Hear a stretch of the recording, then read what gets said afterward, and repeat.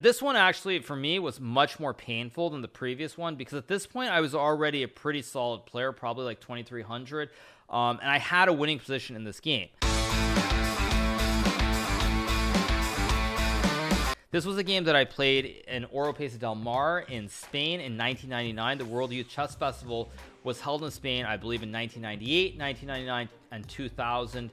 And that was actually when I stopped playing. But this was a 12 and under, a tournament which I was doing very well in. I remember this very vividly. I lost, I think, in like round 7 or 8 to another person who had gone to become a strong grandmaster, Viktor Erdos of Hungary. But I won some games after that. I actually drew against Evgeny Tomaszewski, the Russian grandmaster, who is about 2,700 these days. And in the last round of the tournament, I was playing with the white pieces against Susanto Megaranto from Indonesia. And this was very important because in this game, if I won this game, I would have gotten a silver medal or a gold medal, 100%. So I played e4, Megaranto plays c6, I played d4, d5, I traded, and played bishop d3. Again, speaking of systems, this is the thing that's really important, is knowing a basic setup and then just playing the game. So I do still occasionally play this. Nowadays, the exchange is not as strong as it was maybe 10, 15 years ago because many different variations have been shown to be fine for black. But I still played this exchange against Hikaru. It was my only setup against the Hikaru until I was about 20, I would say about 2,400. It was the only 23, 2,400 mostly. And then I started playing the advanced variation a bit more. So bishop d3, knight c6, I play c3. So here there are many ways black can set up. Black can play knight f6, black can play g6, black can also play queen c7. There are many different setups. So here in the game, Megaranto goes knight f6, play bishop f4, Megaranto plays e6. And this actually has some, you can get this position out of the London system, in fact, because if I go back to the start, one way you can have the same position is, say, d4, knight f6, bishop f4, let's say d5, e3, c5, c3, knight c6, bishop d3. If black takes on d4, you take back with the e-pawn, and voila, we have magic. We have the same position as we have in the game. It's like magic. It's called a transposition out of a different opening. So there are some themes that are pretty similar where you can have positions occurring from multiple openings. At any rate, we keep going. So e6, I play knight to f3 here. So now bishop to d6 is played by Megaranto. I trade, and I castle, and I play queen e2. Now, one thing that I don't remember about this game from the get-go and that makes me kind of curious is why I played queen e2. Because I remember when I was growing up, the basic point of the system is you want to go the following. You want to play here. If bishop d7, you go knight e5. Black takes back. Of course, you take with the pawn. You fork the queen and the knight. So black can't take. Let's say black plays like rook c8. You play f4. You reinforce the point on e5. And then you just play moves like knight d2, knight f3. And you try to get very, very quick attacks on the king side. In fact, it's very similar to London. And it's something that can occur quite oftentimes. Quite often, because this exact idea with like knight g5, rook h3, and even queen h5 was something that I showed diffusely in PogChamps 1 for her game against Elrob. So let's keep going. So here I play queen e2, pawn to b6, knight to e5. So Megaranto plays bishop to b7. I play f4. Again, great position. I get my reinforced knight on e5. I also maybe have rook f3, rook h3 with the rook lift towards h7. So now rook hc8 is played by Megaranto. I go knight d2. Megaranto plays g6. Now, one thing you'll notice as well is, since we do have the bar open, is white is better by a significant amount. This is plus 1.4, and so it's plus 1.4, and it's really, really good for white. But again, nerves also play a role. So I play rook f3, knight e7, rook f1. Thematic. Bring the rook into the game. Get ready to attack. Rook h3, maybe g4, something along these lines. So now Megaranto goes king g7, and now I play rook to h3 here. Still pretty solid. Nothing to complain about whatsoever. But you just try to keep attacking towards the king side. Maybe knight f3, knight g5. Maybe queen f2, queen h4. So knight g8. So now I go queen f2, and as you'll see, the computer is already saying this is a tremendous advantage for white. So after queen f2, Megaranto plays queen d8. The idea being that I want to double stack towards the pawn on h7. So I go knight f3, plays h6. Now I go knight g5. So yeah, so I go knight g5, and the computer actually, you see, says knight g5 is the best move, because if black takes, I very aggressively capture here. And the idea is, again, to double stack and just checkmate him on the H file no matter what. And let's say black plays knight f5 here. I take. He can't really take back. So if he takes, I go queen h4. And again, he's just getting checkmated with the knight and the queen. And it's game over. And if he takes on g5, I can just, I mean, there are many ways to play this, but I think the cleanest is to take, which one? Computer says g6. Both are good, but let's just say I take the pawn on g6. And if black takes back, I have the beautiful move, queen to f7 check. Rook takes queen, rook takes rook, and it's checkmate. Knight guards the rook, and my h rook covers all the squares that the king can run to on the h file, so it's a very, very beautiful checkmate. So it looks good. So instead, Megaronto correctly plays queen d6. Again, the other problem here is if he can't capture, say he goes knight f5, I can play knight takes f7, and if he takes back, I take this way, and I fork the king and the queen. So these knights on e5 and g5 are extremely powerful here. So now Megaronto plays queen to d6. I go queen to g3. I think the idea again is I'm threatening to take on f7 and take on g6 here, and it's really, really bad for black. So here Megaronto goes knight f5.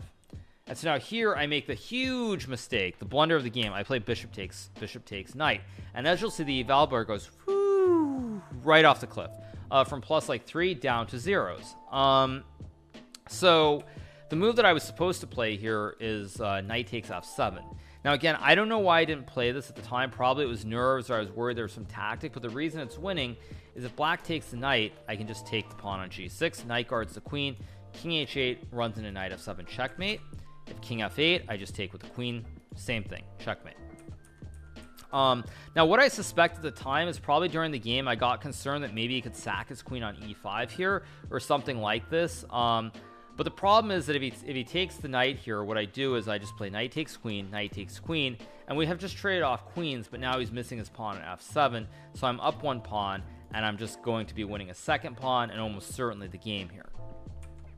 So I play bishop takes knight, and now he takes back with the pawn, and I don't even remember why, but at this point now I realized, there's a big problem, because first of all, the knight is now en prise on g5. Let's say I make a random move like a3.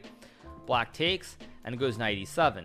And now what you'll notice is black is getting rook h8 here, so if I go queen h4, rook h8, no siree, you don't get to enter on the h file, and there's no checkmate whatsoever. So now I have the problem that my knight is under attack as well. So I go knight f3. Now Megaronto plays rook c7. Very logical move. Wants to guard this point on f7 because the big worry is that I'm going to attack. Additionally, he also now has bishop c8 to guard the pawn on f5. So now I play knight to h4. Megaronto goes bishop to c8. I go queen f3. Megaronto plays knight to f6. And what you'll notice here is now I'm actually in really bad shape because now my rook is kind of clumsy on h3. I can't really do anything on the h file. My knight is clumsy on h4. It's sort of not coming into the game. And third, black is also getting a bastion on e4 for the knight, where it's guarded by the pawns on d5 and f5. So I go king h1. Megaronto plays b5 here. So now I play knight to d3. Again, the reason I play knight d3 is because I'm very worried that in this position, black is going to play b4 and open up the c file, maybe even double stack down the road. And so it's really, really bad. So I go knight d3, try to prevent this pawn push. Additionally, maybe I can jump and get my own bastion on c5. This was a slow game. I think it was 40 moves in 2 hours. It was classical chess. And then sudden death 1 hour, or something along these lines. So knight e4 is played here by Megaronto, taking the square in the center of the board. So now I go queen to d1, plays a5. Again, trying to rip open this queen side, create an open file for this rook on c7. Play knight f2 here. He goes rook e8. I take, and now Megaronto takes with the rook. Correct move. Again, he's going to now use this open e file and use both of his rooks here. Really, really powerful. Maybe even line up a gun at some point on the e file if he has a chance, and it's really, really bad. So I play knight f3. Megaronto grabs the juicer. I go queen d2. h5 again, trying to prevent me from getting some sneaky tactic. Like let's say black goes a4. I have just g3 trick, and now the rook, if it moves, black will forfeit the pawn on h6. So he plays h5. So now I go g3. He goes rook e4. I go rook h4. Megaronto plays rook c to e7. Did I miscalculate knight? Did I miss knight f7 or miscalculate? Dude, this game was 20 plus years ago. I don't remember my thought process during the game. I remember the game itself, but I don't remember the thought process. I'm sorry to disappoint you. So I play rook h4. He goes rook e7. Play rook f2. Idea is stop rook e2. Again, it's really bad. My rook is stuck on the rim. If I take e4, he can just take, and he's got these monstrous pawns coming down the board. And additionally, he can also line up something on this diagonal from b7 to h1. So I played rook f2. Megaranto goes queen e6. Play king g2. Megaranto plays f6. Another very good move. Stops this knight from jumping anywhere, and the pawn just restricts it. So now it's just game over. So I play king f1, queen c6, king g1, queen e8. Megaranto gets the legendary gun on the e file. He gets the Alyakin's gun, although normally it's in the other order with the queen in the middle, but he gets the gun.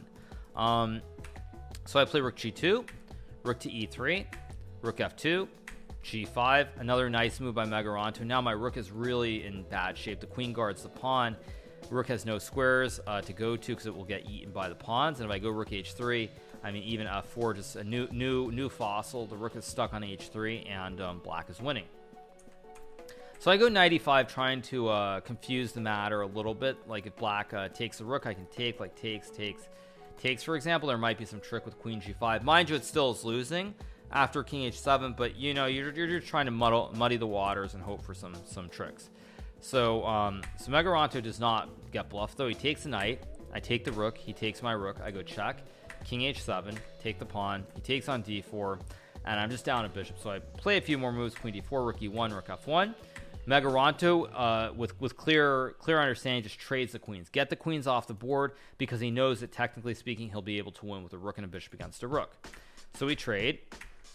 And here Hikaru resigns the game in view of the fact that he's simply down a bishop for nothing. Black has 5 pawns, white has 5 pawns, so white is just down a clean bishop.